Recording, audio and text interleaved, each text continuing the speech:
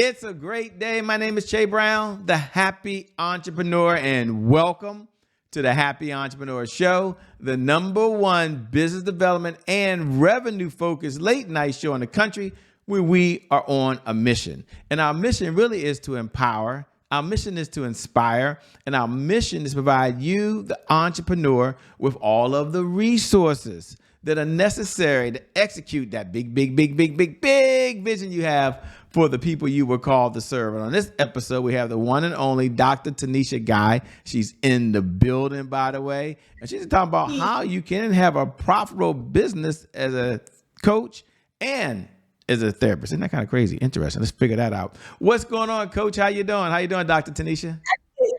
Oh, everything is going on, Shay. Thank you for having me on here. I catch your show and I'm like, ooh, what are you talking about today? So I'm just super excited to be able to be one of your guests today. Thank you for being on the other side. And, I know it's got to be on everybody's mind when they saw the title, by the way, which is what is the difference between a therapist and a coach? And when I say what the difference is, I think intellectually people know, but so we can be clear on this call and all be on the same pages. What is a therapist? And on the other side, what you are, by the way. And on the other side, what is a coach? Okay. I'm so glad that you asked that question because I am often asked the difference in what type of services do I offer as a therapist and what type of services do I offer as a coach. And so when we talk about coaching, coaching centers on personal development, professional growth. It helps you achieve these long-term goals in the future. But when we look at counseling, counseling primarily focuses on mental health, emotional healing, overcoming past traumas, struggles with things like anxiety, depression, substance abuse. So those are the distinctions. In counseling, we're going to focus on some past experiences related to trauma, and coaching, you're definitely not going to touch those issues. It's more future focused.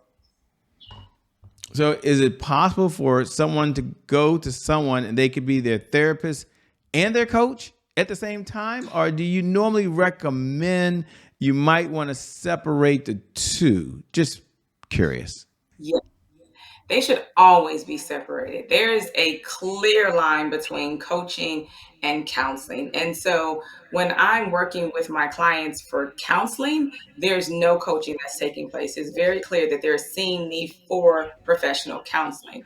When I'm working with clients for coaching, it's very clear that if there are issues that do come up that I believe should be presented in a counseling session, I'm not going to work with them. I'm going to send them to somebody else because I don't want to have these dual relationships. And so it's really important for people to understand that on the coaching side, there isn't an ethical board that governs these certifications. But as a professional counselor and therapist, there is an ethical board that governs our practice. And so, as an ethical practitioner, I do want to make sure that I'm always following those guidelines. Got it. That's important. And, for those folks that are watching, before we get into, how to get passive income as a therapist or as a coach, take a moment, if you would, and just explain to the person that says, well, I'm always nervous about going to a therapist or a coach, by the way, because I feel like I can handle everything myself. I grew up, my mom was a bishop, or still is, by the way, in the Pentecostal church.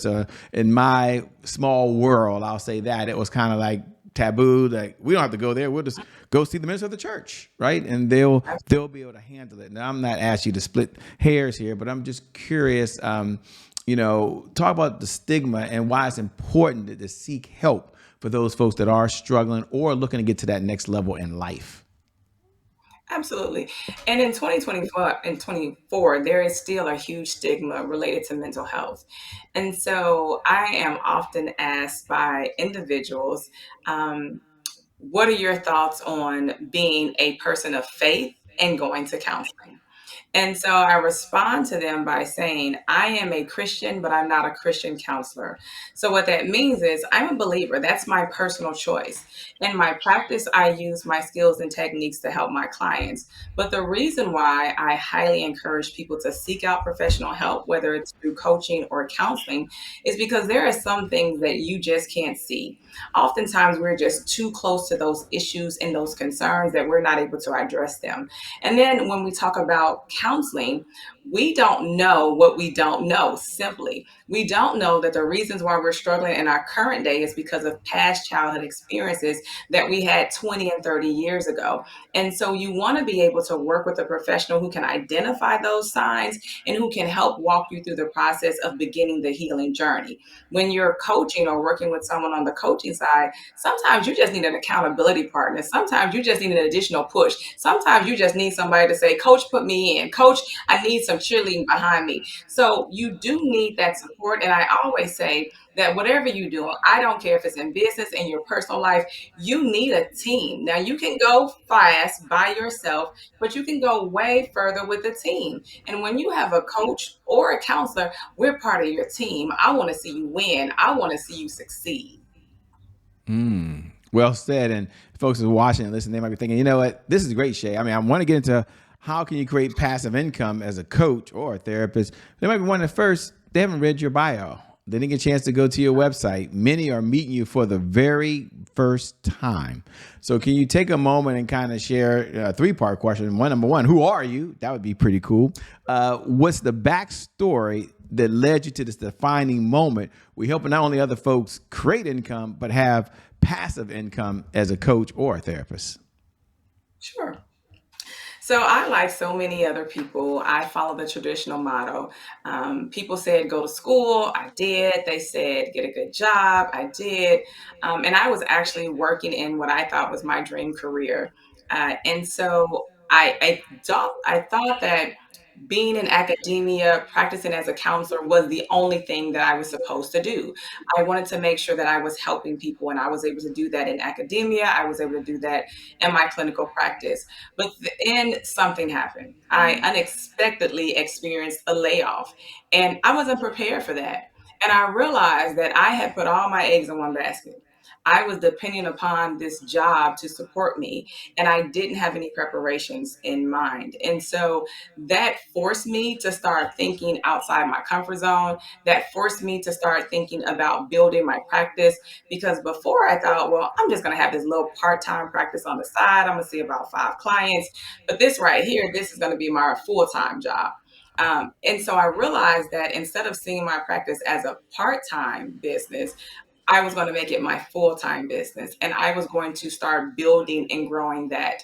And in the process of doing that, I realized I didn't understand business. And like most therapists, we know how to be excellent clinicians, but we don't know how to be business owners. So I made a lot of mistakes. I wasted a lot of money. And unfortunately, I did some things that I probably shouldn't have been doing that was in the best interest of my business. And so now my goal is to assist other therapists and coaches and not making those same mistakes that I've made in the past. So well said. And as you were speaking, it leads to the next part, which is very important. Thanks for sharing your background, by the way. And that is, why are people struggling? Are coaches and therapists struggling to make money? We're going to talk about in a moment, obviously, how to do it, but what's holding them back? Sounds like they should just, put a big sign outside, post something online and say, if you need help, come here. And those that need help, go to them. So here's the question. I know it sounds silly, but it's so true. Why are therapists and coaches struggling today to make passive income? Oh, there's so many reasons. Let me start with the basic reason, right? What I think is the basic reason. I think the number one reason why therapists and coaches aren't making the money that they want to make is because they, first of all, don't think that they can make it, because they've been told by traditional models and systems that this is what you're supposed to make and this is your worth. And so when we start talking about making a different type of money at a different level, it seems uncomfortable. So the thought of just having a discussion around money makes a lot of therapists uncomfortable. And so I think that's the starting place, is that they don't even think that this is something that is obtainable. The next thing is, when you tell therapists and coaches that you should niche down, it's like, oh my goodness, you want me to niche down, but I want to save the world. Now, wait a minute, you can help people, but you can't help everybody at the same time. And so they struggle with this idea behind niching down and specializing in one particular area and growing that niche. And so, because of that challenge, they go back and forth with wanting to see everybody and wanting to speak and market their practice to everyone, which means they speak to no one. So, I think that's the second challenge. The third challenge is showing up in this social media space. There are still people in 2024 that just don't want to show up online. And so if people don't know you exist, how do you grow your business? And so I think that those are the three biggest challenges why therapists and coaches aren't making money in their businesses. It makes sense. And obviously, on the flip side of that, there are folks that said, "Shit, I've been waiting for it."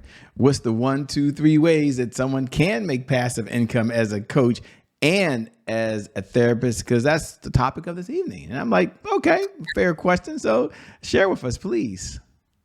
And it really is, Shay, a one, two, three, right? It literally is that. And so I'm first going to say that the first thing to do is what so many of us struggle with is to get past the imposter syndrome. Aimless plug, but nonetheless, I still think it's the first thing to do.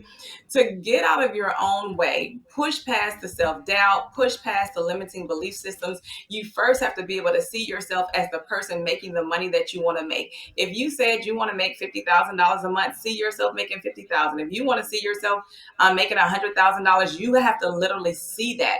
So I need people to first remove those limiting belief systems and start manifesting and walking in that manifestation. That's number one. Number two, I need them to shift their mindset and move from this one-to-one model to a one-to-many. See, when I first started in my practice, and I've been in private practice for 16 years, I worked long hours in 6 days and sometimes 7 days a week seeing 40 clients. Shay, do you know how grueling and painful that was to see 40 clients a week? It was Woo! difficult. It was emotionally exhausting and draining, and I did that for years. And grant you, my practice grew and I was making money, but what was I going to do with the money? I was too tired to spend it. And so I was so focused on this traditional model of one to one, I didn't realize that I didn't have my time. So when you learn that you can move from the one to many, then you get to buy back your time. So that's the second step, is understanding how you can take your business from that one to one model to the one to many. The third is automation. When you can start making money in your sleep, it is the key to your success. And so people will say, well, what does that mean? How can I do that? When you start creating products that do not require you to physically be present to offer them, when you start creating ebooks, when you start writing books, when you start offering coaching programs, when you start offering digital products, when you start offering those various courses, you have a larger reach, but also you allow clients to be able to reach you 24 hours a day, 7 days a week, even when you're sleeping. So those are probably the three ways to create passive income. I love it. By the way, we're gonna get into the book she has done. By the way, I can't wait to talk to you about that. But before we do that, what you just shared, I think, is a great segue because you shared all the ways you can do something correctly. A segue we have here, a segment, I should say, called Today is My January 1st. Now, for those folks who watch every night at 11 p.m. Eastern Standard Time, you maybe wait to say these magical words. It just gives you a renewal. And those words, and you say it with me, today is my January 1st. Happy New Year to you. I never get tired of telling you that, by the way. And for all the new folks who are joining the Happy Entrepreneurs family for the very first time, welcome. We're really glad that you're here. Today is my January 1st is our personal mantra at the show. It represents a fresh start. It represents a do-over. It means our past, no matter how dark and gloomy that past is, or really how bright and sunny that past is, by the way, the past no longer equals the future. And so my question for Dr. Tanisha Guy on the other side is really twofold. Number one, when you hear those words, today is my January 1st, what do you hear? And my favorite on the other side is, life seemed to be so perfect for you so far. When was the setback you had? When was a challenge you had in your life? And how were you able to bounce back from it? So it's so funny, Shay, that you say, how was I able to bounce back from it? So 2 weeks ago, I did a speaking engagement and it was titled The Bounce Back. And in that engagement, I talked about the very question that you just asked me. And so, one of the most challenging times that I had was I was working what I thought was my ideal and dream job. And I was doing everything that I was supposed to do. I didn't have any problems there. I didn't even see it coming, and I was let go. And so in that moment, I realized that even though I was doing what was expected, even though I was overachieving in this position, I was still let go. And so that became not only my darkest time and my most challenging time, but that became my aha moment. That was when I realized that this no longer is the path that I want to take and that there's a different path for me. And I had to pivot, but I didn't get there overnight. And I had several struggles and several challenges. And I say, as a therapist, I know that I'd had depression because I self-diagnosed myself and understood that. But as a end result, I came out on the other side and I came out a whole lot better, greater, and more in tune with what my purpose is. And so that was my bounce back. Yeah, and you mentioned earlier, thanks for sharing, thanks for being so transparent. You mentioned earlier imposter syndrome. And I know you've written the book, Imposter Syndrome, I'm Taking Back My Power. But imposter syndrome means different things to different people. Take a moment and talk about what is your definition in the book of imposter syndrome. Sure. So the imposter syndrome is a concept where you struggle with your own self doubt and limiting beliefs, despite you having the capability, the skills, the certifications, the degrees to do the very thing that you want to do. So there's someone right now who's not applying for a position, not because they're not qualified and not because they don't have the skill set, but because they're struggling with their own limiting beliefs. There's someone who isn't starting their business, not writing their book, not doing the things they want to do, traveling around the world, not because they cannot do these things, but because they're terrified to do these things because of their own self doubt. So the imposter syndrome is that very thing that keeps you hostage. It's kind of like sitting in a jail cell with the door open but not walking out. So Wow. that's what the imposter syndrome is. Wow, I love it. And as you were saying, I say I love it. I love the book. Why did you write the book, number one? And who's the book for? Because I like that part, take my power back, as if somebody else or something else has that power. Absolutely. And that's what it felt like. And so the title, even though whenever I talk about the book, I always have to say the F word because I'm not going to say the title, but it had to be strong enough because that's how strong the imposter syndrome has a hold on individuals. And so I needed them to feel the impact of the words when I say, look here, that's it. No more. You are literally taking your power back because you have let this thing called self doubt and limiting beliefs take it away from you. So I wrote the book out of my own experiences. And so when I was writing my dissertation, which was 20 years ago, no, 19 years ago, I started to struggle. Even though I had completed my coursework in 2 years, the only thing left that I had to do was write the dissertation. Well, when it came time to write the dissertation, I started to struggle because in my master's program, I was diagnosed with a learning disability. And as a result of that, I started creating these narrative that I wasn't good enough, that the writing wouldn't be good enough, that they would never approve it. Now, at this point, I had a master's degree. I had completed 2 years of my doc program, but there was this self doubt that I kept telling myself over and over that I could not do it. And so for 6 months, I didn't write, I didn't do anything. And time was ticking away. I only had 6 more left to finish. And I realized again, I needed to pivot. And so this is where I started talking about manifesting and speaking life into yourself. I started writing on sticky notes, which I absolutely live by today. And every time I had a negative doubt about me not being able to do it, I simply wrote on the sticky note, Dr. Guy, and I stuck it wherever I was at. So I had sticky notes everywhere on the TV, the refrigerator, the mirror, everywhere. I needed to remind myself that I was capable of doing it. And after a while, the self doubt diminished. And so I knew in that moment that I was pushing past the imposter syndrome. The self doubt was no longer there. The fear was no longer there. And I was able to write a 270-page dissertation in 2 weeks. Wow. And is that With we're all nosy. We're looking over your shoulders, by the way. Congratulations on your dissertations. Today we call you Dr. Tanisha Guy with all the pride in the world. We're looking over your shoulder, by the way, your right hand shoulder. Is that the book? Can you grab it? We're looking look like a bunch of books there behind you. We want to see the book, by the way. You can't just not show the book. Yeah, put the book right in the middle of the page. There we go. That's it. That's it. There we go. I Now don't know we if can you see can it right there. That is perfect. And as you were putting the book there, by the way, it led me to believe and think of, can you share one golden nugget? Now, ladies and gentlemen, you got to buy the book. Okay. She's going to tell you how to get the book and how to connect with her and all that stuff in a second. But I'm going to ask her if she'll give you one golden nugget, like one idea that's out the book. Like she can reach into the book and there's a little secret and she can pull it out. So, what's one idea from the book that someone could do to take back their power, or just one idea in general that they can do to grab their power? And you can do that right now. Ladies and gentlemen, you might want to lean forward. You've got the expert on the other side. It is going to seem extremely simplistic, and it is. But my nugget is grab a piece of paper, a notebook, your sticky pad, whatever that thing is that you can keep with you at all times, and start writing. When you can become aware of how you think, you can change that process. But until you can become aware that your thoughts are limiting, you can't change it. So, my one nugget is start writing down your thoughts. When you can see them, you can shift them, you can change them.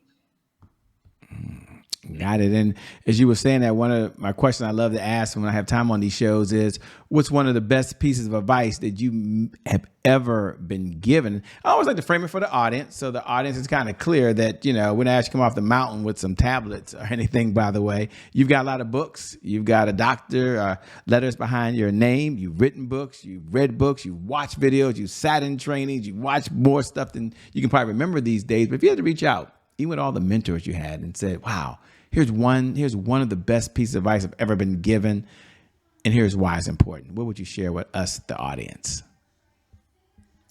You know what? When you started the question, I was like, "Oh, what is that?" I've gotten so many good nuggets, but the one that I continue to repeat over and over is this: stop looking for the one, start looking for the many, and start looking for the one, because it only takes one person to change the trajectory of your life. And I hold that with me, and I show up the way I show up in my counseling. It's the way I show up in my coaching, because I understand that I could be that one person that could change the trajectory of the person whose life I am encountering. So that's probably my nugget. Right on. What do you enjoy most about what you're doing these days? Like, you get a big smile, you get excited when you're chatting with us. What do you enjoy most about it? I enjoy seeing people change. I enjoy seeing people reach their goals. I like to be able to see people in their valleys and feel as though there's no way I'm going to get out of this. But at the end, I like to see the journey from the valley to the peak and the evolution of how they got there. To me, that is one of the most rewarding feelings ever. I realize that I have always had a servant leadership, um, helping spirit since I was a kid, before I even knew what it was.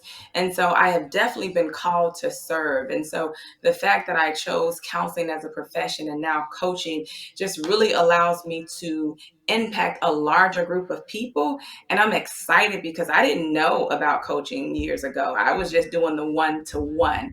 And of course, that limited my reach. So now that I am aware of this one to many, that allows me to have more reach and more impact. And it just excites me to know that people's lives are actually changing.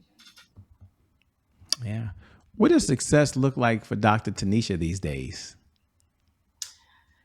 Ooh, success. People ask me that, and they say, well, you're already successful. But I don't think so. Success for me looks like my parents being able to do absolutely any and everything they want without hesitation. That's success. Like when I reach that level, when I can look at my parents and say, "So, what you want to do? What you need today? Where you want to go?" I've arrived. That's kind of cool, by the way. What do you do for fun? We're not out saving the world, making a difference for others, helping them get passive income and helping them make money and changing their lives. What do you do for fun these days? Um, You know what? That's a good question. I hang out with my friends. That's what I do. But fun is Netflixing, catching up on some shows that I haven't caught up on, and having girl Oh. talk and spending time with my husband when he's not at work. Those are things that I do in my fun time. Sleeping is kind of nice and fun time.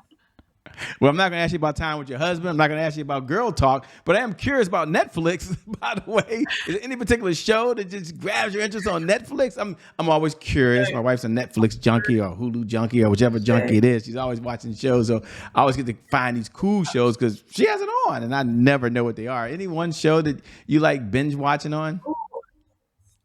People don't want to. I'm a sci-fi junkie, right? And people laugh at me. Wow. If you don't have witches, warlocks, vampires, I'm not watching. So that's it. I know it's the oddest thing. People will be like, "Oh, I got this good serial drama," and I'm like, ain't no witches in it. Ain't no werewolves in it. Girl, I don't want to watch that. I need aliens. I need all that good stuff. I need stuff that is completely so far out of touch with reality. So you don't want to watch what I'm watching. I can hey, to each his own, to each his own, by the way.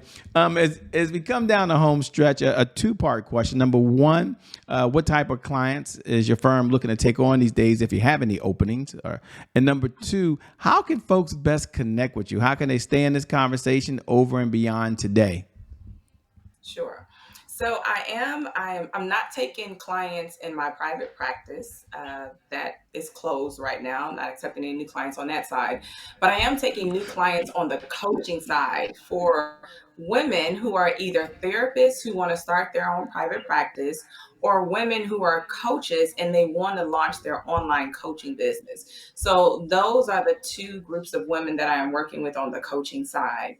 And if anyone is interested in getting in contact with me, they can reach me on all social media platforms: Facebook, TikTok, Instagram, LinkedIn, YouTube, at Dr. Tanisha Guy.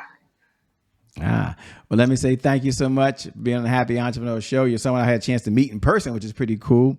And your husband, you're wonderful folks. So thanks for being on the show. Congratulations on your book. I guess when they go to your social media platforms, you all connect. Make sure you get the book as well. And I'm looking forward to connecting with you again soon. Thank you so much.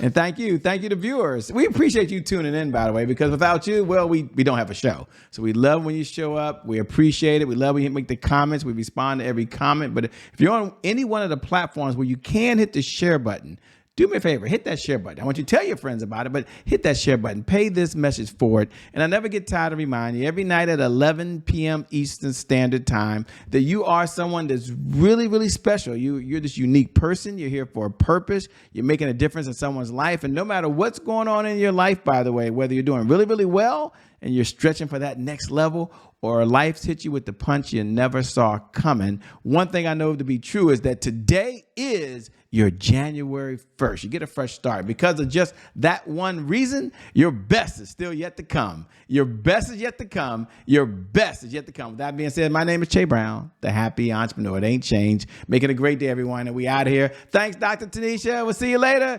Peace, everybody.